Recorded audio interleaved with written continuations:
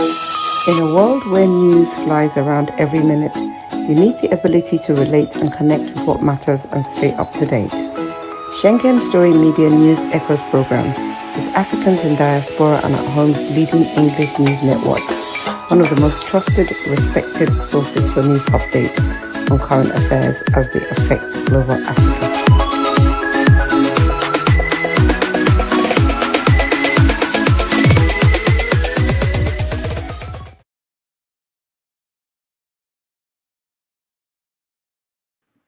Hello, viewers around the world. You are welcome to Schengen Story Wednesday update. My name is Mark Godwin Iwejuwa, and I'm talking all the way from Milan, Italy. Yes, joining us as usual in this program, our coordinators and partners. Far away Lagos, Nigeria is our man, Olayinka Raji. Olayinka Raji, you're welcome to Wednesday Global Africa update. Good morning, Mark. Good morning, viewers around the world. I'm glad to be here today again. Yes, it's good to see you. So I hope Lagos is doing fine today. How is the weather? How is Go ahead. The weather is cool. Rains have been scanty for some time. Weather is cool. All is dandy. Yes. All is dandy. Okay. Cool and so dandy.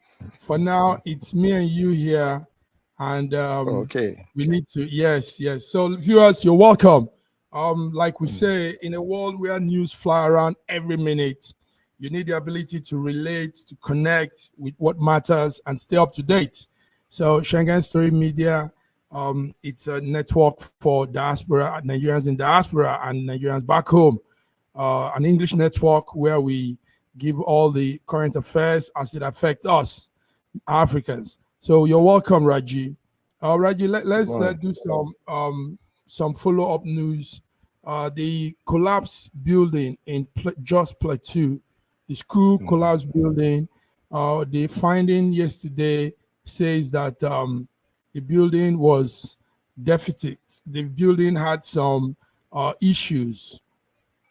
It wasn't standing properly, it wasn't constructed well, and that cost the 22 people and the 132 people that were injured and the 22 people that died, that caused the tragedy.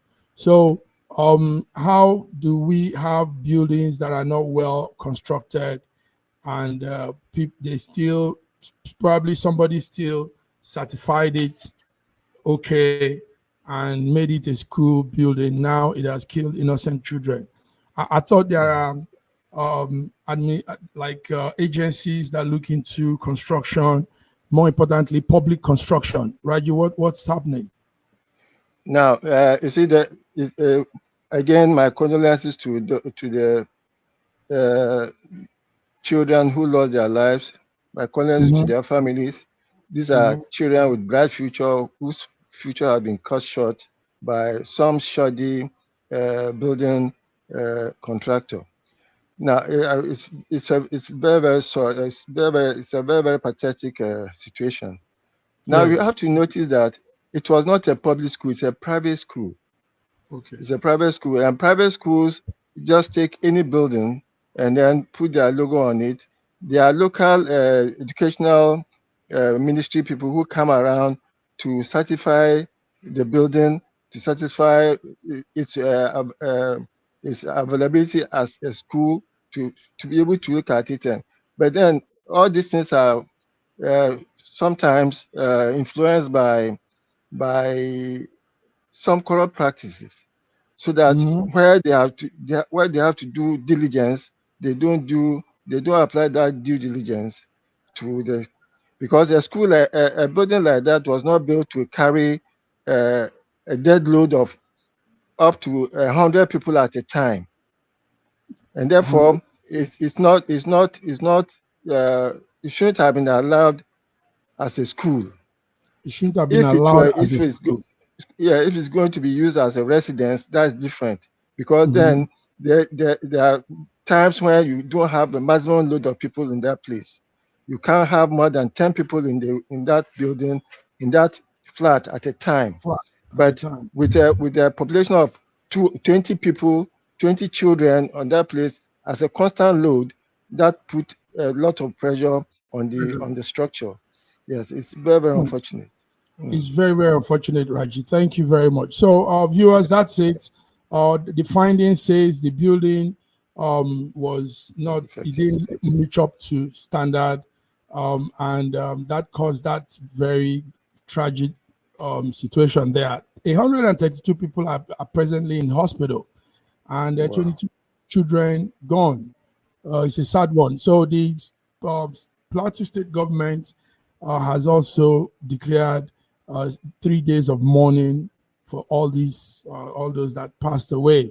But 3 days of mourning, yes, it's okay, official way of mourning, but it's a sad thing that we have there.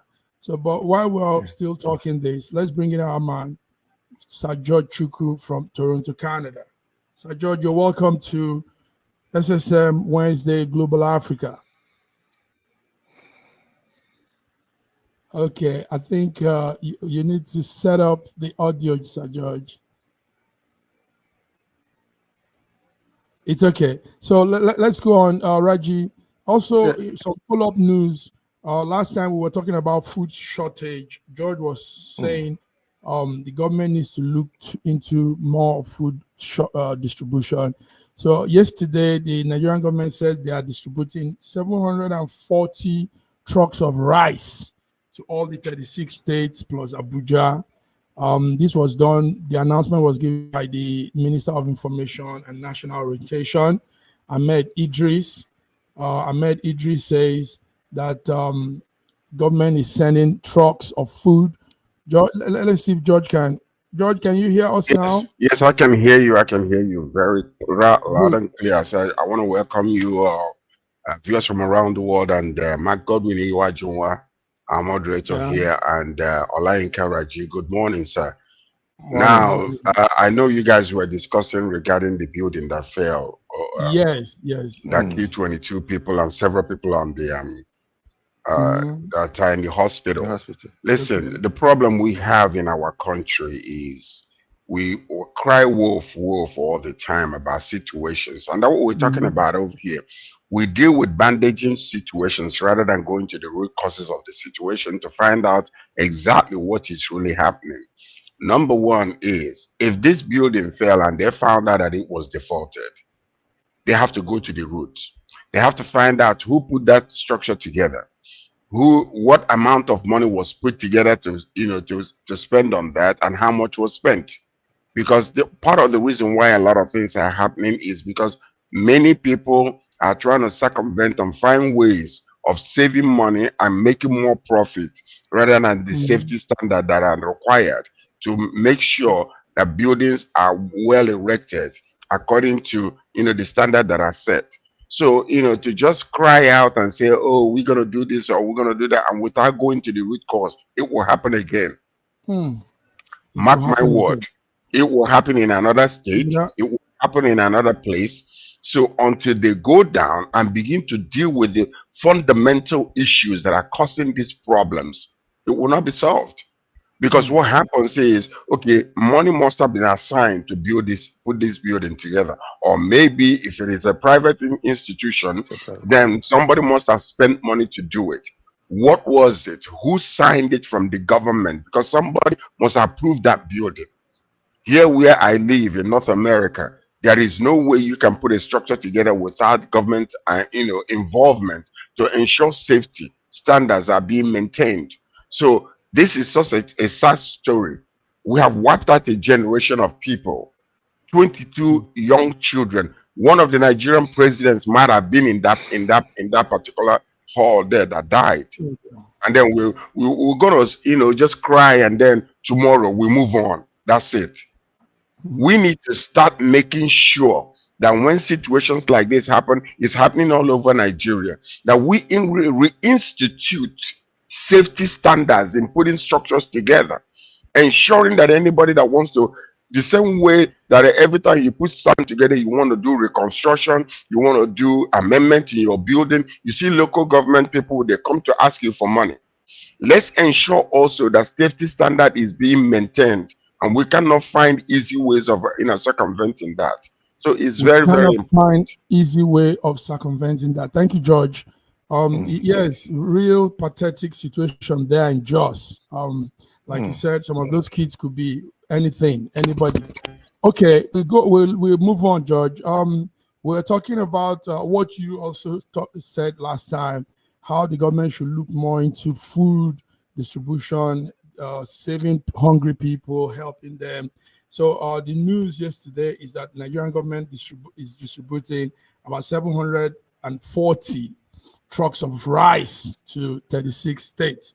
When we hear this, we think it's some effort anyway. What do you think, George? The Minister of Information was telling us this. That's another avenue of bandaging situation, right? That rather than dealing with the core issues of the situation, what we're trying to do is to look good. Listen to this. When you come to North America, if you're a basketball lover, you see a lot of basketball people, they want to look good first before they score. And the team members will be angry. You want to score first and look good after. So what you're seeing in Nigeria right now is we are just trying to, make ourselves look good. Oh, we are trying. Oh, we are doing the best we can. But is that really solving the fundamental issues and the problems that we are having in that country? Okay. So when you are talking, a lot of people will say, oh, well, you're always complaining about this or complaining about that. But yes, indeed, we have to, because we have to hold our government accountable. We have to. They make promises and they came into the scene. APC government is, there are still how many years right now? A year. We're going to the second part of that 8 years. The 8 years is gone. Another, we're entering into the second part of that 8 years that is going to happen. What are we expecting from them? The same thing we had from the, deplorable or despicable president of the past. Is that what we are looking for? I warned Nigeria. I said, don't bring Buhari here. Buhari was riding on the coattail of Idiabo. He didn't know his left from his right. Okay. So he rode on that coattail, and when he came into the government, what did he do for 8 years? The worst president that we have ever had in Nigeria. And now we have Asiwaju. The difference between the two is that Asiwaju is actually reacting to problems. Okay. He is reacting to problems. Okay. So hopefully he can start responding so that we can solve these issues that are plaguing our people. Plaguing our country. Anyway, yesterday. So by the way, the food distribution, by the way, can I say something? Can I say something? By that food distribution, I know he's going to talk right now. I want you to understand that there are so many avenues during the pandemic. What happened to all the palliatives that were given? It was not distributed. It was used for personal use until people found out where they were holding those food and went in that place and started, taking their, what was provided for them by force. So in this particular one also, you will see that when this food reaches some of those places, which will not even last a day, because in first day, only a handful of the community members will get that food, and the other will be lost. 50% of that food will not be distributed. I can guarantee you that. It will not be distributed. It will be lost along the way. All right, George. It's all right. Raji, what do you have? The National Minister of Information, Mohammed Idris, that was the man we saw there. He gave the press review yesterday that President Bola Ahmed's intervention to help Nigeria is aimed at, would he use the word, aimed at alleviating persisting food crisis. So, yes. What do you want to say, Raji? I want to recall that when Tinubu first came in, he declared emergency on food security, and he has been there now for more than a year. And all that we are going to do now is to be distributing food. What have we been doing for the first 1 year? In the first 1 year, if concrete steps have been taken to first stop all these herders invading people's farms across the country, especially across the middle belt, which is our food basket.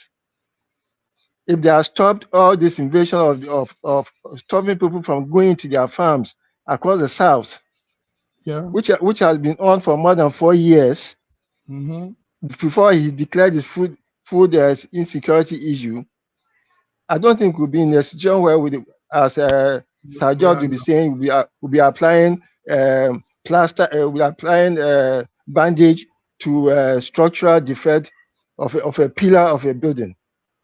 So it seems to me that, like a normal balance, the government is just playing. It's just the play, and then the people are just so docile and so timid that everything that the government gives them is what they accept. It is very, very sad.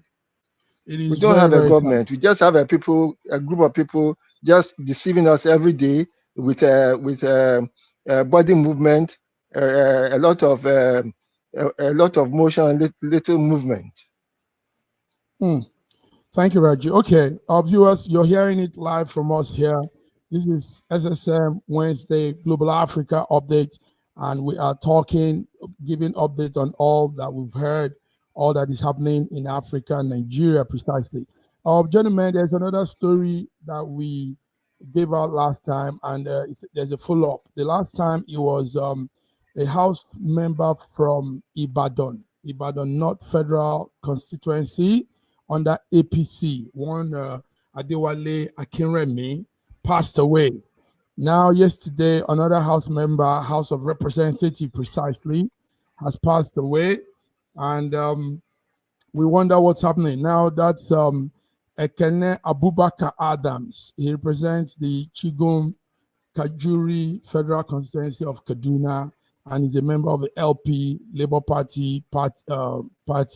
He passed away yesterday at the age of 39. So you wonder, why are these House members? That's two in just precisely within 2 weeks. 2 House members have gone. Maybe there should be more health check. George, maybe there should be more health check on the House members. I mean, how do you go to represent your people and you're not healthy enough to stay through? I mean, the session just started and they are passing away. George, what do you say? Well, we cannot put our finger on any particular issue regarding the death because we don't know his health conditions before he became the House of Rep. We don't know whether there was a pre-existing condition prior to this. He's a very young man. He's very sad. My condolences to the family. And but the problem with that is that we are not used to autopsy in Nigeria. And if the autopsy is done, I don't know how accurate, it is to determine the cause of death. So at least we can, start warning others about some impending situation. Or there is no telling. I'm not saying that he died because somebody gave him poison or whatever the case might be. I'm not saying that that's a possibility in Nigeria. So, it happens around the world, not only in our country, but it is a sad situation for 2 House members to die just like that. We need to look into it and find out, what is it? Is it high blood pressure? Are they not taking their medication, or are they not able to? They can afford their medication, at least, if that's the case. So we don't know what happened. So until we find out specifically what the situation is, are they similar to one another, or is it different, situations that happen independently from one another, then we can learn from it. But we men ought to take care of ourselves. The man didn't look fat. He didn't look sick. Looked healthy, from the way that the picture showed. But it's very unfortunate, actually. My condolences to the family and to Labour Party also, to losing such a wonderful man.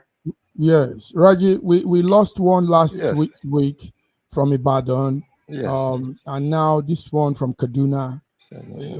Just 2 weeks, not up to 2 weeks apart. I mean, yes. Yeah, I echo Sir John's opinion, but my look actually is their replacements. Their replacements. Now, you say there have been court cases where um, there have been a challenge as to whether the vote cast for a particular for a particular position was for the party or for the person. Okay. I remember the case where was it in River State during was it in River State where the court ruled that the position, the vote cast was for the party. Yes, that's Now this, yes. Now these two gentlemen were voted in on the basis of their parties to go to the House of Reps. Unfortunately, they are passed out. They are passed on. Is it that and INEC is going to do a by-election to replace them, or that because the votes were for the party will be asked to nominate a person to replace them? I think it's something we should have to look at, because if they went for elections again now, the reasons why they voted for that particular party at that time may not be still present, and therefore the party will have lost that opportunity to represent the people. So I think it's something that we should look at. Raji, you see what you've just said should go viral, because you've just point out something, some of what lapses, oversights that INEC, that our political structure probably don't look into. So this should go viral. You just brought out something very important, and I want to thank you for that. So we'll find the network, will find how to make this go viral, and hear what should be the solution. There should be a solution to this, or else those constituents, Ibadan and Kaduna, could be shortchanged, with their own representative, and that won't be fair to those constituents. That's nice. Thank you very much, Raji. Thank you, George. So, guys, finally on follow-ups. Last time we were talking also. Now, the Lagos monarch, the Oba Akinolu tells Nigerians to be patient with the president. Be patient. He says, be patient with Tinubu's government. Now, how patient can Nigerians be? The Oba was saying this yesterday afternoon when the president's wife visited him. So Oba Akinolu says, Nigerians, be patient with Tinubu. George, I know you know this man. What's our patient strength? How long can we last on this? Well, Abba Akiolu is a good man. Okay, he's a good man, and I know he has some issues that has risen in the past regarding his political affiliations and political support. And I was in his palace one time a while ago, and but Oba Akiolu is doing what he's supposed to do, because you don't visit Oba Akiolu with empty hands. You don't come to the palace with empty hands. He's a strong man. Therefore, when you visit him, you must visit him well. And when you visit him well, he will say the things that he's supposed to say as a leader in the Yoruba community. So he's doing what he's supposed to do. But whether it makes sense to the people or not is another question. But he's a man that maintains the peace in the West. So so let's listen to him. But the problem is he really saying it because he believes it that Asiwaju is doing good? Personally, the problem that I have with all of this is Asiwaju actually doesn't know what to do. That's the major problem. No, he does not. I am quite sure he does not know how to solve this situation that was handed over to him. I don't think he knew how deep the problem were before he entered into the government. And that is what we are fighting for right now. So, it's okay. Raji, this was what the Oba said yesterday. We should give him time now. And indeed, he spoke as an elder. You don't start insulting your visitor we are all supposed to make such political statements. But you see, following up on it, I'm sure he'll be telling some truth to the visitor. Okay, look, people are hungry. You see, so there's a political phase and there's a private phase that I'm sure Akiolu will have said, because he himself is not very safe in that area, because the last time there was an invasion of his palace, and he had to scale the wall. A whole 80-year-old man scaling the wall like a. So he has to be very careful, and he has to be very political. But I'm sure privately he'll be talking to the people. Okay, people are hungry. Do something. Do something. Yes. Yes, we need to. Okay. Can I ask a question, please? Because you see, this is really the issue that we're dealing with. You're dealing with a nation with masses of people, and because it was not prepared for prior to, what do you think needs to be done right now to alleviate the pain and the hunger on the people? See, when the government is scouring and trying to find a solution to appease the public, to give them hope that something is being done, sometimes we condemn it. For instance, people are hungry. Prices of food is so high that people are taking advantage of the inflation or the money situation in Nigeria and the insecurity in Nigeria. So there are so many facets of this particular issue and the problem. What do you think needs to be done? And we're thinking about, we're talking about, if we start importing food, that such and such will happen. It is likely that we can import food to lower the prices of the local production, because they are taking advantage of people. No, but there is no force that is controlling, the market forces that are controlling the price of food. People just, do it how they want to, when they want to. And because they know there is scarcity, they stand their ground, and you have to buy it because man must work. Man must work. So the question remains, what is it that needs to be done now? And the government is trying the best they know how. Besides the local, internal situation that needs to be dealt with the insecurity, the Fulani oligarchy, and their people that are, the herdsmen that are carrying AK-45s and the buffer guns and all that kind of stuff. That's another area. But right now, the government, I believe, is trying the best they can to at least give hope to people.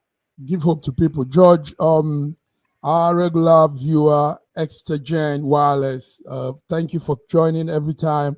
He says, I get a sense that Sir George is in touch with real human beings of Nigeria. I'm grateful for that.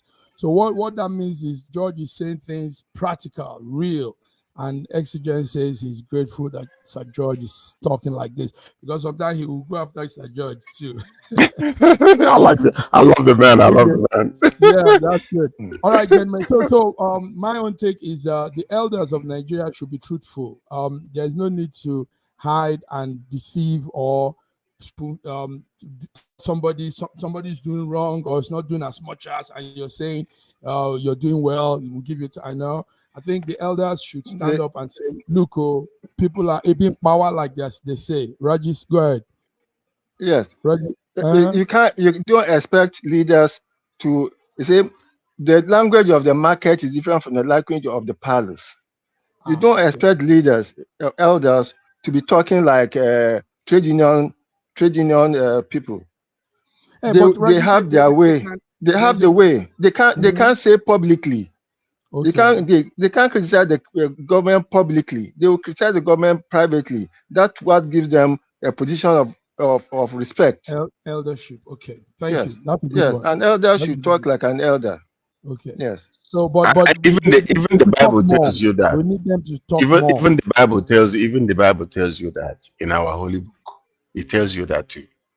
That you cannot rebuke an elder openly like that. Openly like that. Okay. Yes. And Asiwaju is an elderly statesman. Are you hearing that?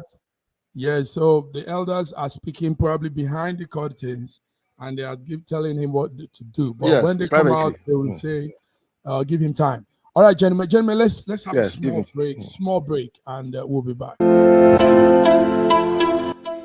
SSM's Wednesday Global Africa program brings to you our news stories, exclusive reporting, and SSM perspectives on the day's top news.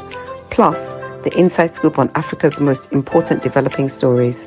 Join us on Wednesdays, 11 a.m. West African time.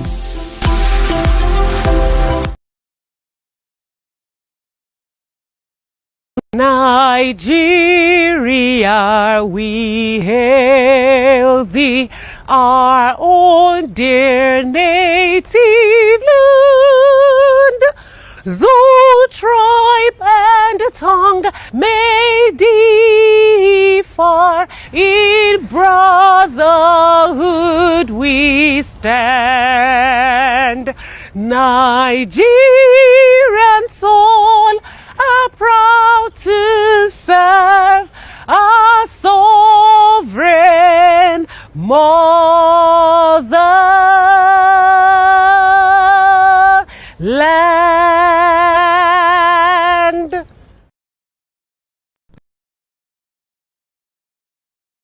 This is everything you need to marry a Nigerian girl. Her father gave me a list of 39 items which include a live goat.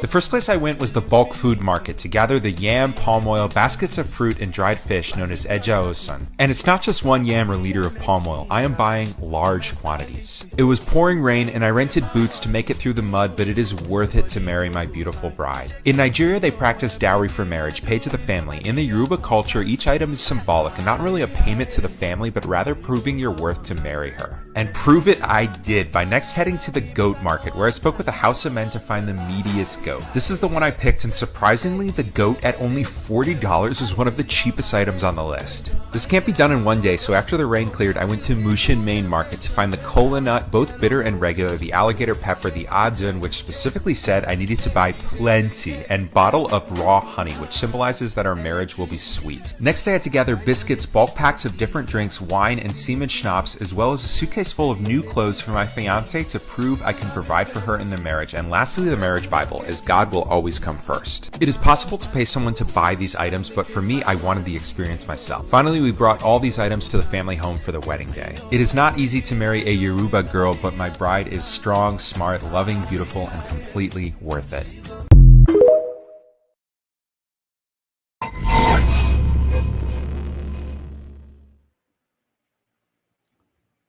Viewers, welcome back. Welcome back to SSM Wednesday Global Africa updates. Gentlemen, hope you're there. Yes, some more news coming in. There's something we didn't discuss when it actually happened, but it's still on the burner, so we can talk about it. Our Supreme Court has granted financial autonomy to local governments in Nigeria. I think that's a good news, George. George, you need to talk about this.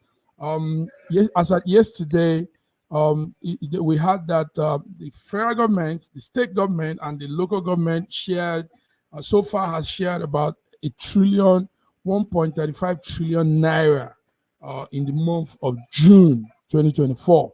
So this now makes it possible that local government council in Nigeria can now do their thing. You know, that power is with them. They should now take their own projects, build their own thing. So what do you guys have to say? Local government autonomy. Yes. Yeah, well, George, right. the local government people are what we call the first responders. Okay. And when you call them first responders, that means that they are in close proximity to the people that they are governing. Nice. If you allow the state to control those type of finances, we also know the Nigerian way. By the time that money gets down to them, a lot has already happened along the way. So now to give them that autonomy to be able to receive what is apportioned to them to solve their local problems, it is going to be a learning experience because this is something that we have not done in a while. Yes. Power has been centered in the state. So now all of a sudden, you are now beginning to see the local government people have autonomy to do what they need to do. So now, while you are giving them autonomy, you must also discipline every single one of them, letting them know what is expected of them, how to manage the resources that are given to them, and you have to train them to ensure accountability and responsibility, and to ensure that people across the board within their locales are being affected positively with them having this autonomy, because it's a different type of government, and I think it is a good thing to do. So now I believe. Go ahead. Okay, Raji, do you see with George, because some people are saying the local government having this power might not do much in terms of progress? That's some people's thoughts. Go ahead, Raji. Now, you see, I thought we were a country ruled by a constitution, and we should go by that constitution.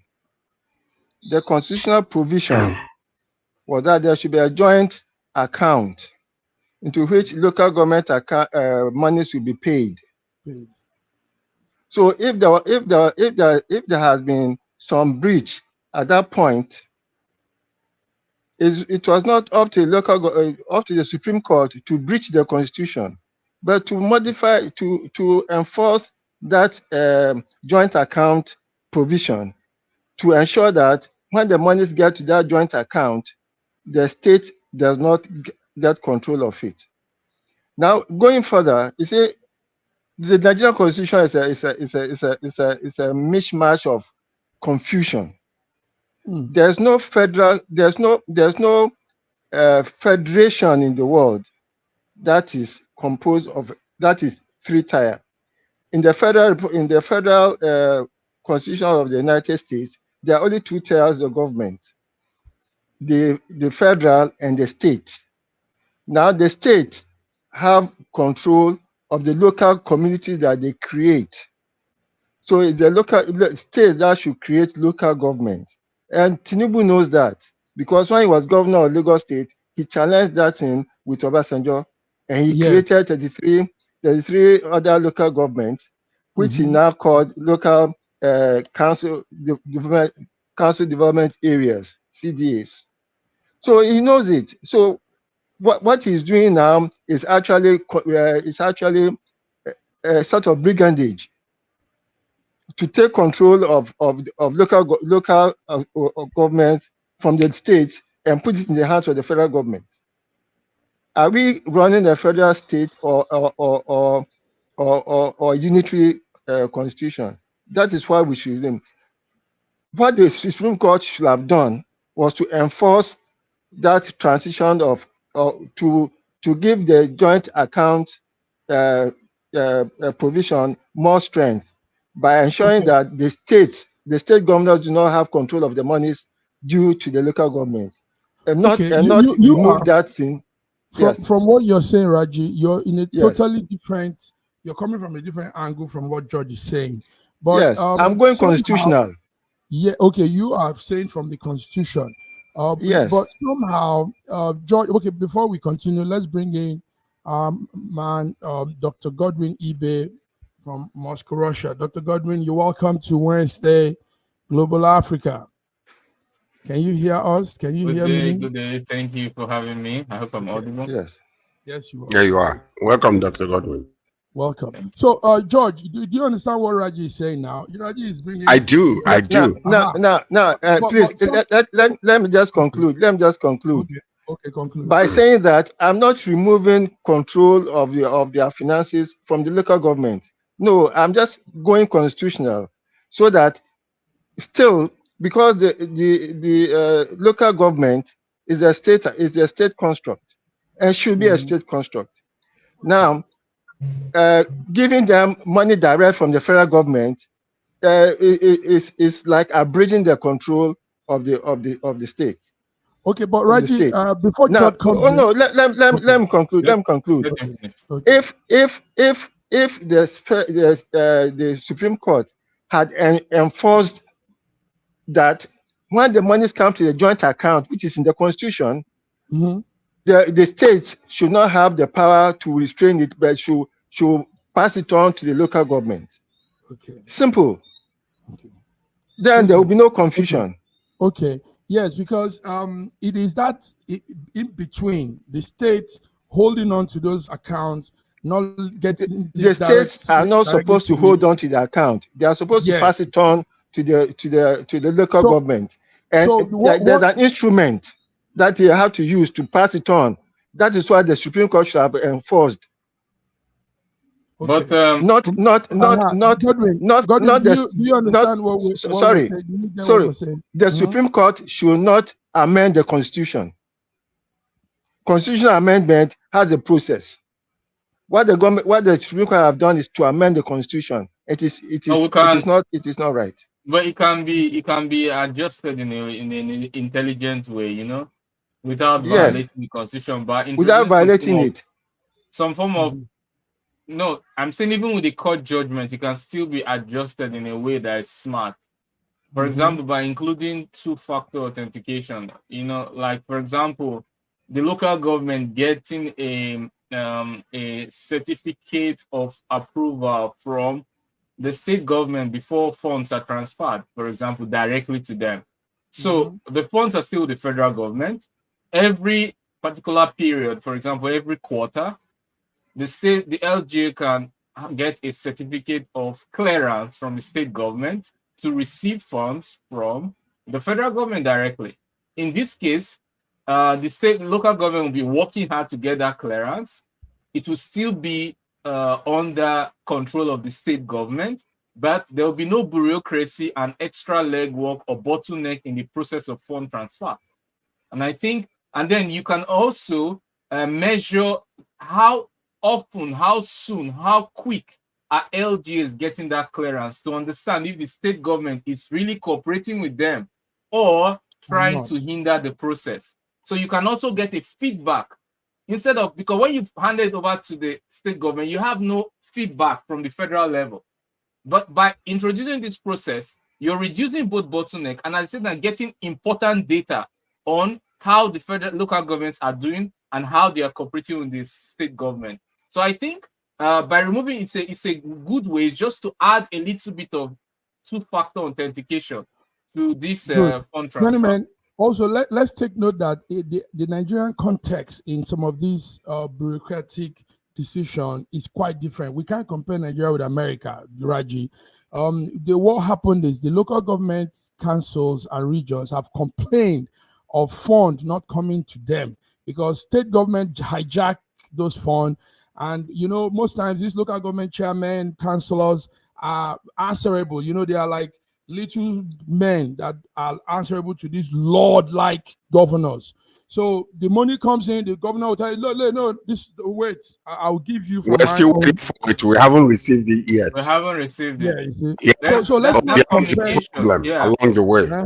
Yeah, so another way that this can be done, even if the federal government pays into the state government account, it should be in a different way where those money are not touchable by the state, and then the local government are given a certificate to go and withdraw.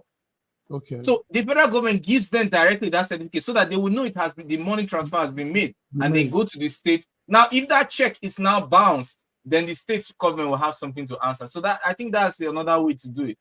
But very logical. Yeah, you cannot do anything. Thank you. Okay, that's it. Viewers, we're talking about this new autonomy, financial power that have been given to local government councils in Nigeria. Let's see how that will work for them, for the local government. Guys, let's come to something also that is looking funny. The Binance executive came to court yesterday on wheelchair. He's still facing laundry charges by the EFCC. And it sounds strange that we're still doing this with these Binance people. George, I thought by now they would have gotten over all of this. Going back and forth, what's your take on that? So that's the man, Gambarian. Gambarian was weeks into the courtroom yesterday on wheelchair. And we're still talking money laundering,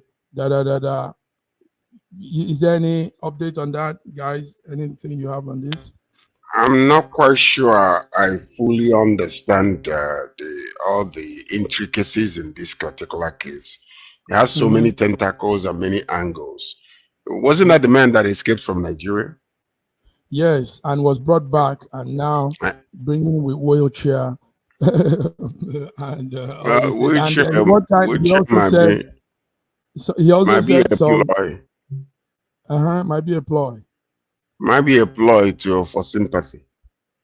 Okay, let's move on. What crime did he commit exactly? Is there any proven track record that he actually, made away with some money or stole money or fraudulently transferred money or helped people to transfer money? Have they proven any of those things? Because you know what, with EFCC, they jack you first and then start looking for excuses to keep you or why they should keep you. So I'm not quite, no, that's what that's the problem there. They arrest you and then start looking for reasons why they should either keep you or hold you, to those charges, or start looking for charges against you. Which is like putting the cart before the horse, Okay. So Godwin, yes, thank you, Judge. Godwin, what do you have on that? The man is actually being held on money laundering.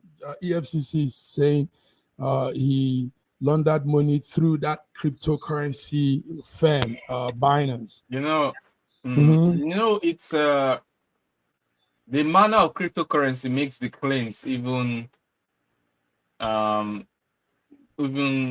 doubtful and more likely false than true. Because the premise of cryptocurrency is the anonymity of transactions. That's it. Any bank account.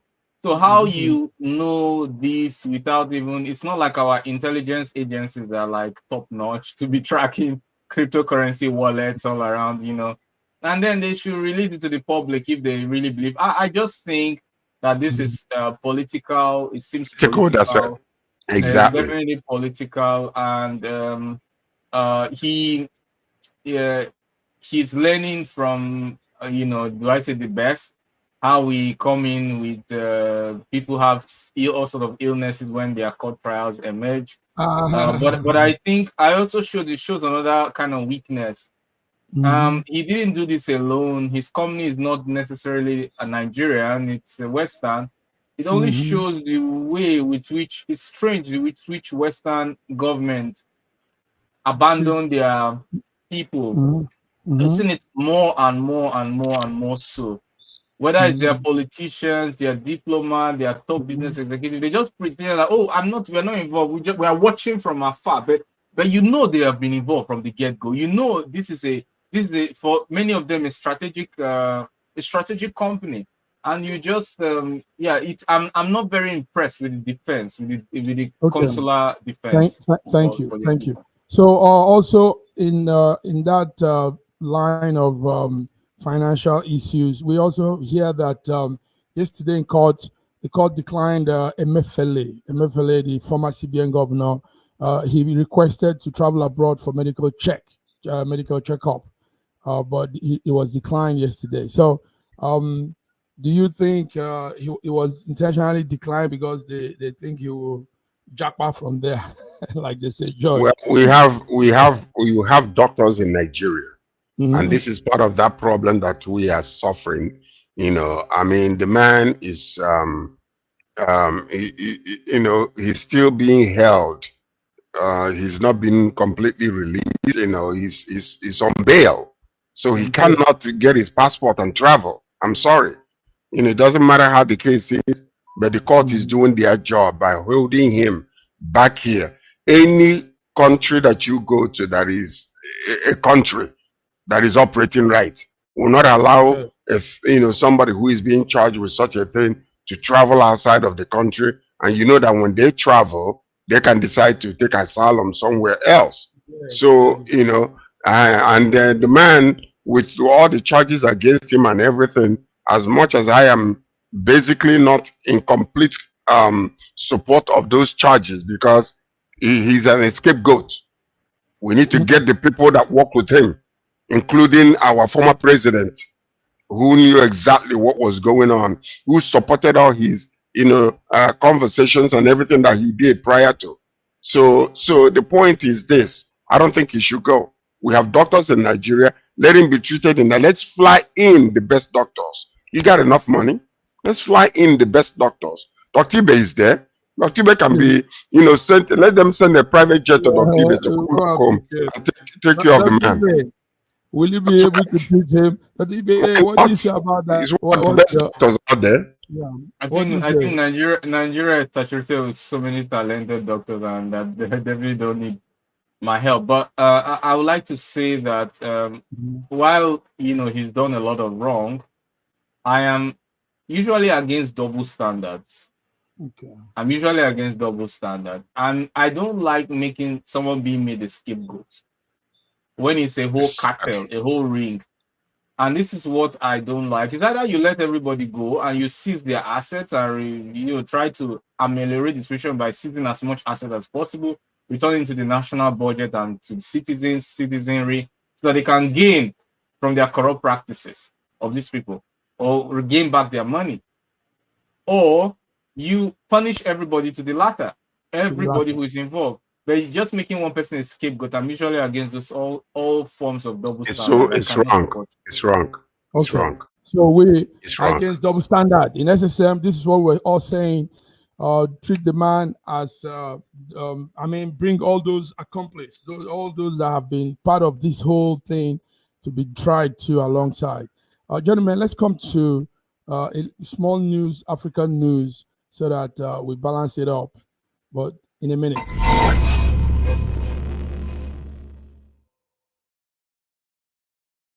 Yes, we are back. Rwanda has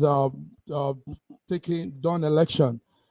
Yesterday, we saw the Rwandan former president still continues. That's President Kagame. He was able to get like 99% of the votes now to bring him to another term. Let me bring it. Okay. So, gentlemen, did you follow the election in Rwanda? Was really hot, but what I saw was there weren't very strong contenders. Three other parties that were supposed to stand were at the last minute removed from the ballot paper, and so he gave him a smooth slide. So Kagame is back on. He still continues as the president of Rwanda. Raji, you follow the African updates. Let's hear you. I believe that I don't know whether I should congratulate him or not, but I believe that at a certain stage, African heads of state or every head of state of any country, including Russia, should start to prepare a successor for the post, because if there's a sudden death, for instance, because we can never predict, if there's sudden death, for instance, it sets up a lot of confusion in the polity. I think after 3 terms, Kagame should have realized that, look, let me prepare a successor, and then you should groom a group of successors. It's like we do in Rotary. When you have a president, a reigning president, there's a president nominee, there's a vice president. So there are 3 layers of succession, so that succession is smooth without rancor. Very good. So Paul is back. George, he won. Yes, 99% of the votes. 99% of the votes, and most of the opposition, prior to or within or about the election was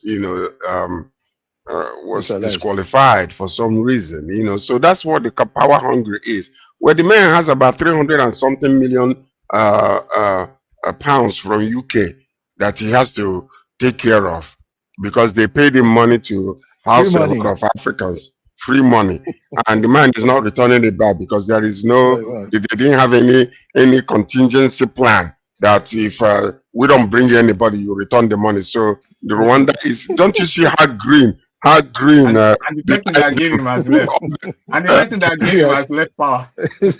Yes. Well, so, I wish I were in his position. It's a beautiful one. It's a beautiful the prime one minister that gave him have left position, they've kicked him out. That's it. And then you can't see the signature cannot be, faked back. So that's what it is. But they did some things with that money anyway.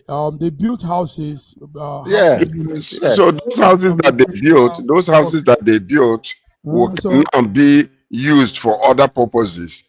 So that's what it is.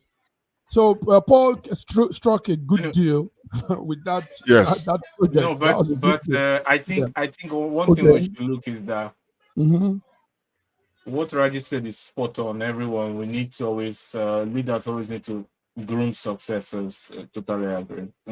But it's another example of how in this country this rotational system of government hasn't really worked well for Rwanda, and a lot of people have confidence in him as their leader. He has very high approval ratings, and he's known for bringing in stability and prosperity. And at least most people in the country attribute stability and prosperity to him. So you can criticize all you want, but he has the results. He has the real engagement of people. The opposition have no they have no net effect. They have no ability to even come together to form a sizable opposition, because he has actually the backing of the people. So it's a double-sided coin. He's doing well. So thank you guys. He's doing very, very well. Let's begin to round up. You know what? My take on this is this. The man is, that the country is shouting his praises. You understand? And as much as he might muscle him, he's muscling his way into that position by stifling the opposition and stuff like that, but yet he is still doing good. We haven't found any gal in him or any complaints about him in his government or any of those things. And from where Rwanda started 24 years ago, after the genocide that took place, until today, Rwanda is doing good. It's doing better than Kenya. It's doing better than Tanzania. It's doing better than Uganda. It's doing better than most of these other places. And there is at least a level of peace and prosperity within the people. Nobody is complaining about hunger. So look at how green the place is. No geopolitical power wants problem with him. He knows how to balance foreign policy. No one. He's good with Russia, is good with the West. So indirectly, you people are saying this could be some leadership model for Africa. It's a leadership. Somebody doing well. Maybe we could just allow that model. An example. Let's look at Malaysia. Sorry, can I go on? Let's look at Malaysia with their former president. Even after he retired, they had to go and call him out of retirement at 98 or something. Yes, that's true. What's his name again? Okay, gentlemen, thank you very much. Our time is actually up, but we can't go without saying this. Let us never in SSM, as we say, let us ever not be deceived or gullible to think that, for example, one system of government works for everybody, especially the Western system of democracy. It really doesn't work everywhere. No, but we've said that. Yes, I understand. That's a good thing to point out. I am part of that. Yes, you guys remember even Dr. Schengen, when he was here, we used to say it. We used to say it doesn't work for everybody. Yes, the fact that it worked for the West, maybe it's not our system. And now you people are all attesting to Rwanda. You see, Rwanda is doing well, and it's one man Thank you very much. Guys, we have more things to talk about, but let's go and come back on Friday. Friday, we'll be talking the new senator that will be the vice for Trump. We'll be talking Thailand. Thailand says they are expanding their visa entry rule. They are also adding about 93 countries that can come to their country for free. 93. Yeah, Thailand. And we'll be talking also the United States that says they are supplying some helicopters, the AH-1Z attack helicopters. So you guys be there Friday. Hopefully we'll be able to stock some of this. So thank you, George, for coming. Thank you, Godwin. Thank you. And thank you for that last comment you just made. I hope the viewers had that. Here in SSM, we are not for one style of leadership. I mean, we can. It works for somebody, it might not work for another person. It will work for. It won't work for another person. It might work for somebody else. So let's go home with that take from Godwin. Yes. He just pulled the plug. So on that note, I want to say bye-bye to everybody until we come again next on Wednesday. In a world where news flies around every minute, you need the ability to relate and connect with what matters and stay up to date. Schengen Story Media News Echoes program is Africans in Diaspora and at Home's leading English news network, one of the most trusted, respected sources for news updates on current affairs as they affect global Africa.